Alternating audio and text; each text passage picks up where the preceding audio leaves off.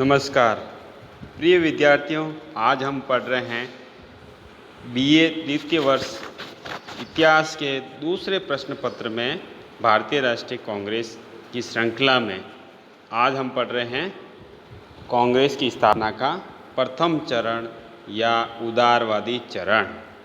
कांग्रेस ने अपने भारत की आज़ादी के आंदोलन के दौरान बहुत सारे आंदोलन चलाए, या ऐसे कह सकते हैं कि उनमें भाग लेने वाले नेताओं ने या उनके समय अवधि के दौरान उनको अलग अलग काल में बांटा गया है। जैसे कांग्रेस की स्थापना का प्रथम चरण माना जाता है 1885 से 1905 तक, 1885 से 1905 यानी उदारवादियों का चरण या राष्ट्रवादियों का चरण।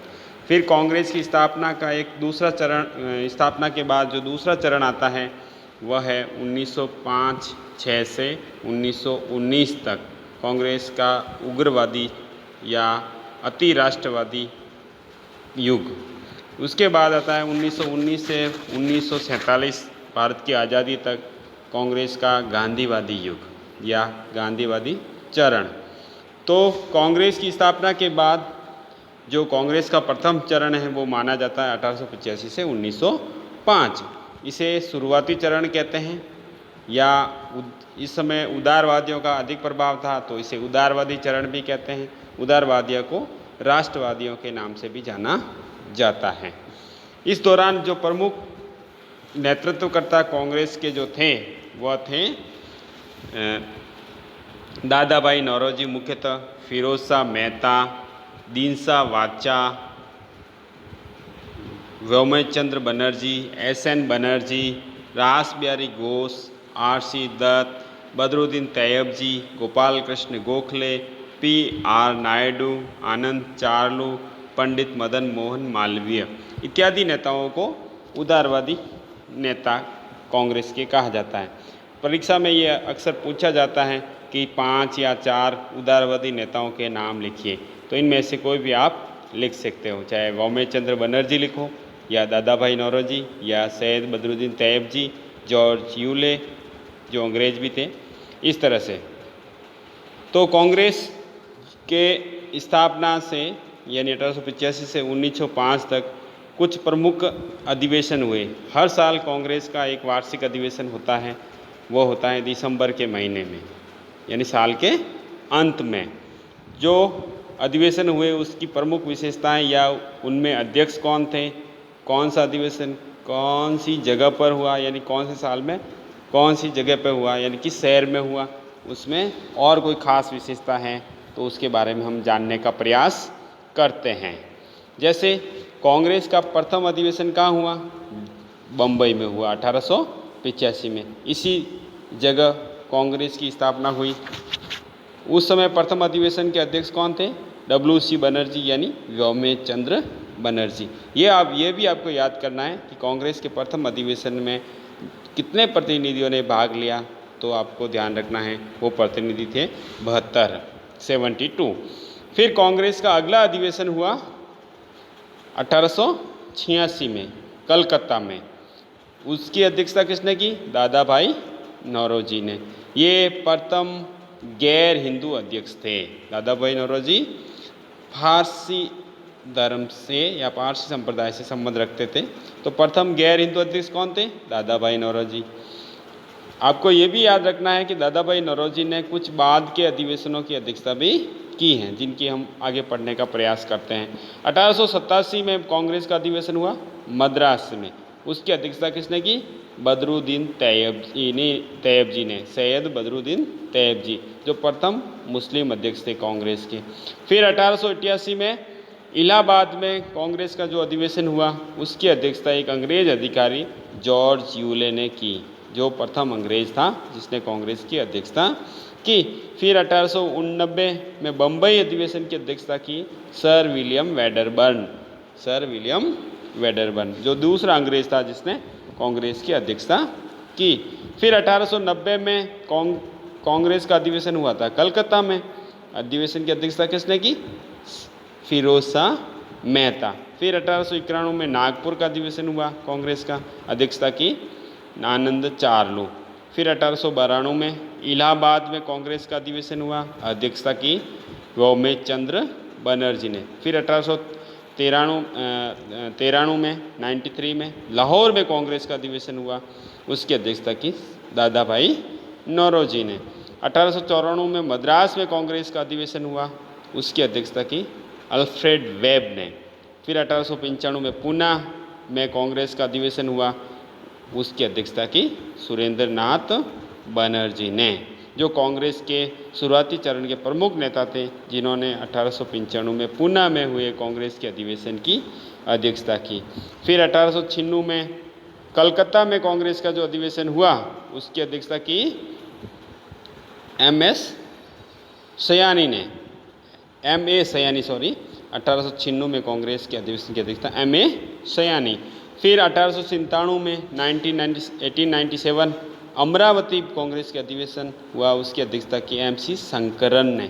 फिर 1891 में मद्रास अधिवेशन की अध्यक्षता की आनंद मोहन बोस, जिन्होंने 1876 में सुरेंद्र नाथ बनर्जी के साथ मिलकर इंडियन एसोसिएशन की स्थापना की थी, जिनका मुख्य लक्ष्य ये था कि अखिल भारतीय एक संगठन बनाया जाए कांग्रेस जैसा, जो बना भी। 1899 में लखनऊ में कांग्रेस के अधिवेशन की अध्यक्षता की रमेश चंद्र दत्त ने। इस अधिवेशन में कांग्रेस का संविधान लागू किया गया। लखनऊ अधिवेशन 1899, रमेश चंद्र दत्त। फिर 1900 ईस्वी में कांग्रेस का अधिवेशन हुआ लाहौर में अध्यक्षता की N.G. चंद्रावरकर ने। फिर 1901 में कलकत्ता अधिवेशन की अध्यक्षता की दीनसा ई वाचा। फिर 1902 में अहमदाबाद अधिवेशन की अध्यक्षता की सुरेंद्र नाथ बनर्जी ने। फिर 1903 में मद्रास अधिवेशन की अध्यक्षता की लाल मोहन घोष ने। फिर 1904 में बम्बई में कांग्रेस का अधिवेशन हुआ, उसकी अध्यक्षता की एक अंग्रेज अधिकारी सर हेनरी कॉटन ने। 1905 में बनारस अधिवेशन की अध्यक्षता किसने की? गोपाल कृष्ण गोखले ने, जिन्होंने इस अधिवेशन में बंग भंग, जो बंगाल के विभाजन का किया गया था लॉर्ड कर्जन वायसराय द्वारा, उसकी आलोचना की और उसके खिलाफ जो बहिष्कार आंदोलन चलाया जाना है उसकी वकालत की। 1906 में कांग्रेस का अधिवेशन हुआ था कलकत्ता में, इसकी अध्यक्षता की दादा भाई नौरोजी ने। इस अधिवेशन का एक महत्वपूर्ण तथ्य ये है कि इस अधिवेशन में स्वराज शब्द का सबसे पहले प्रयोग किया गया। फिर 1907 में कांग्रेस का अधिवेशन हुआ सूरत में, उसकी अध्यक्षता की रास बिहारी घोष ने। कांग्रेस का इस अधिवेशन में, यानी सूरत अधिवेशन में, जो सूरत ताप्ती नदी के किनारे बसा हुआ था, उस अधिवेशन में कांग्रेस दो भागों में विभाजित हो गई, गरम दल और नरम दल। तो इस सभी अधिवेशनों को, यानी 1885 से 1907 के अधिवेशन हुए कांग्रेस के, इसको पढ़ने के बाद हमें कुछ तथ्य जो याद रखने हैं वो इस तरह से हम याद रख सकते हैं। जैसे प्रश्न पूछा जा सकता है कि सर्वाधिक कांग्रेस की अधिवेशन की अध्यक्षता किसने की इस दौरान? तो दादा भाई नौरोजी ने। उन्होंने कांग्रेस के 3 अधिवेशनों की अध्यक्षता की। जैसे 1886 में कलकत्ता अधिवेशन की अध्यक्षता दादा भाई नौरोजी ने की। इसी प्रकार 1893 में लाहौर अधिवेशन की अध्यक्षता किसने की?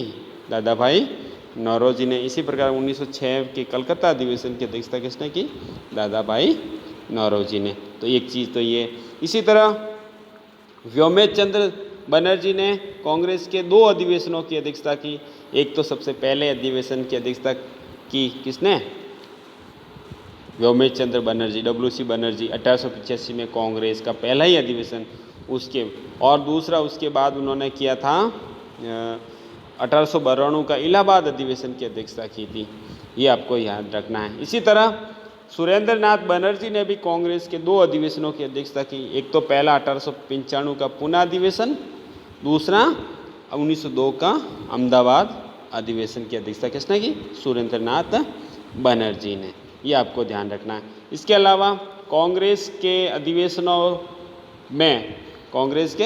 अधिवेशनों में मुस्लिम अध्यक्ष कौन कौन रहे? तो शुरुआत में तो 4 नाम हैं, वो आप याद रख सकते हैं। जैसे पहला 1887 में मद्रास अधिवेशन की अध्यक्षता की थी सैयद बदरुद्दीन तैयब जी ने, सैयद बदरुद्दीन तैयब जी ने। उसके बाद 1896 में कलकत्ता अधिवेशन की अध्यक्षता की थी M.A. सयानी ने। इसी प्रकार और एक विद्वान थे जिन्होंने कांग्रेस की अध्यक्षता की थी, उसका नाम है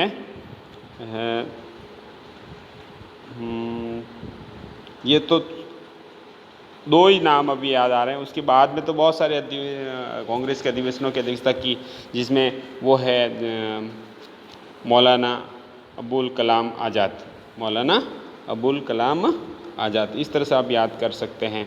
इसी प्रकार कांग्रेस के यूरोपीय अध्यक्ष रहे, यानी जो अंग्रेज अध्यक्ष रहे कांग्रेस अधिवेशनों के, तो वो है जिसमें पहला है इलाहाबाद अधिवेशन की अध्यक्षता की 1888 में जॉर्ज यूले। उसके बाद अगले ही साल बम्बई अधिवेशन की अध्यक्षता की सर विलियम वेडरबर्न ने। फिर 1894 में मद्रास अधिवेशन की अध्यक्षता की अल्फ्रेड वेब ने। इसी तरह का 1904 में बम्बई अधिवेशन की अध्यक्षता की थी सर हेनरी कॉटन द्वारा। तो आपको क्या याद रखा हमने कि सबसे पहले कांग्रेस के अधिवेशन कहाँ हुआ? बम्बई में। अध्यक्ष कौन थे? व्योम चंद्र बनर्जी। कितने प्रतिनिधियों ने भाग लिया? 72, है ना। इसी प्रकार दादा भाई नौरोजी ने कितने अधिवेशनों की अध्यक्षता की? तो ये आप याद रख सकते हैं। प्रथम गैर हिंदू अध्यक्ष भी दादा भाई नौरोजी थे। तो मुस्लिम अध्यक्ष कौन थे? सैयद बदरुद्दीन तैयब जी। या फिर कांग्रेस के अधिवेशन में यूरोपीय अध्यक्ष कौन कौन रहे? तो George Yule, sir William Wedderburn, Alfred web और सर हेनरी कॉटन। इसी प्रकार हम ये देख सकते हैं कि फिरोज शाह मेहता ने भी 2 कांग्रेस के अधिवेशनों की अध्यक्षता की थी। एक तो 1890 में कांग्रेस की कलकत्ता अधिवेशन की अध्यक्षता की और एक बाद में अध्यक्षता की। और आपको याद करना है कि बंग के आलोचना किस अधिवेशन में की गई? 1905 के बनारस अधिवेशन, जिसकी अध्यक्षता किसने की? गोपाल कृष्ण गोखले ने। कांग्रेस का सूरत अधिवेशन की अध्यक्षता किसने की? रास बिहारी घोष ने, जिसमें कांग्रेस का विभाजन हो गया गरम दल और नरम दल में। ठीक है। फिर राष्ट्रवादियों ने 1899 में लंदन में भारतीय राष्ट्रीय कांग्रेस की एक शाखा की स्थापना की, या एक ब्रिटिश कमेटी की स्थापना की। उसका नाम था इंडिया, नाम दिया गया इंडिया। इसके प्रमुख नेता थे दादा भाई नौरोजी। इसके प्रमुख नेता कौन थे? दादा भाई नौरोजी। या ऐसे कहे दादा भाई नौरोजी के प्रयासों से कांग्रेस का जो एक प्रमुख अंग के रूप में, एक संगठन के रूप में इंडिया की स्थापना की गई थी लंदन में 1899 में। फिर हम आगे बढ़ते हैं। जो भारतीय राष्ट्रीय कांग्रेस थी उसमें जो उदारवादी थे उनका प्रमुख योगदान क्या था? तो प्रमुख योगदान के रूप में अपन देख सकते हैं कि पहला है ब्रिटिश साम्राज्यवाद की आर्थिक नीतियों की आलोचना। ब्रिटिश साम्राज्यवाद की आर्थिक नीतियों की आलोचना। दादा भाई नौरोजी, रमेश चंद्र दत्त, दीनसा वाचा इत्यादि उदारवादी नेताओं ने ब्रिटिश शासन की शोषणमूलक आर्थिक नीतियों का अनावरण किया। और जैसे दादा भाई नौरोजी ने निकास सिद्धांत प्रतिपादित किया, जिसमें ये कहा गया है कि भारत की गरीबी का कारण क्या है? अंग्रेजों द्वारा भारत से विभिन्न तरीक़ों से भारतीय धन को इंग्लैंड या लंदन ले जाना। तो देखा कि इन उदारवादियों ने एक स्वर में भारत की गरीबी को दूर करने का ब्रिटिश सरकार को कहा और कुछ उपाय भी सुझाए। उसमें 2 प्रमुख उपाय थे। पहला, भारत में आधुनिक उद्योगों का तेज़ी से विकास व संरक्षण किया जाए।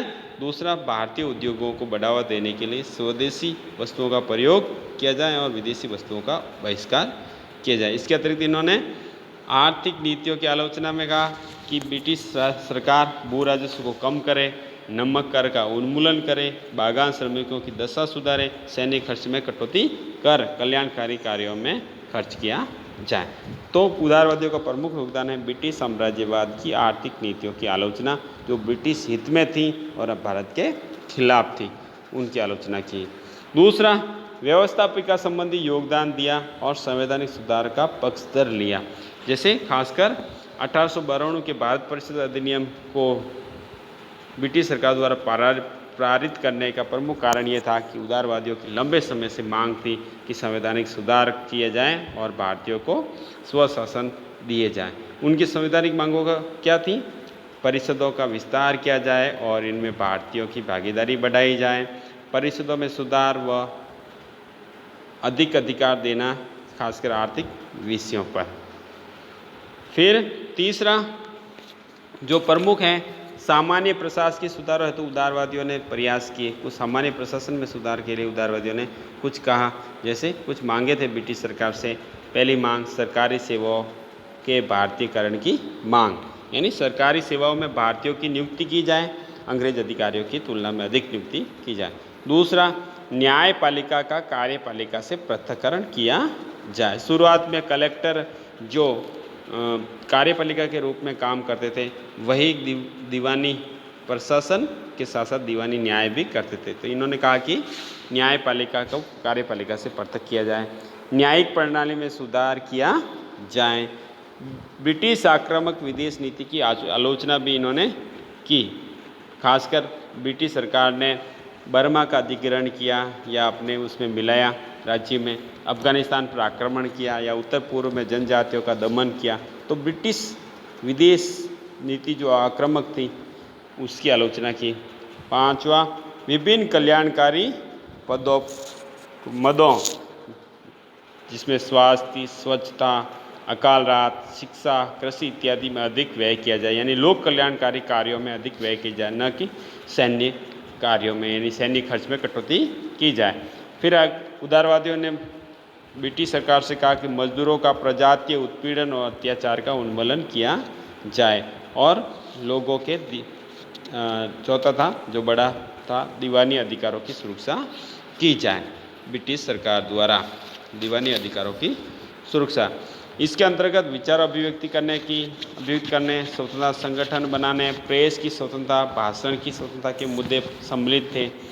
इसके परिणाम स्वरूप शीघ्र ही दीवानी अधिकारों की सुरक्षा का मुद्दा राष्ट्रीय आंदोलन का अभिन्न हिस्सा बन गया। उदारवादियों के इन कार्यों से भारतीयों में चेतना जागृत हुई। जब 1897 में बाल गंगाधर तिलक एवं अन्य राष्ट्रवादी नेताओं और पत्रकारों को गिरफ्तार किया गया तो इसके विरुद्ध तीव्र प्रतिक्रिया हुई। नातू बंधुओं की गिरफ्तारी और निर्वासन के प्रश्न पर भी भारतीयों ने कड़ा रोष जताया, यानी प्रेस का विकास भी हुआ। धन्यवाद।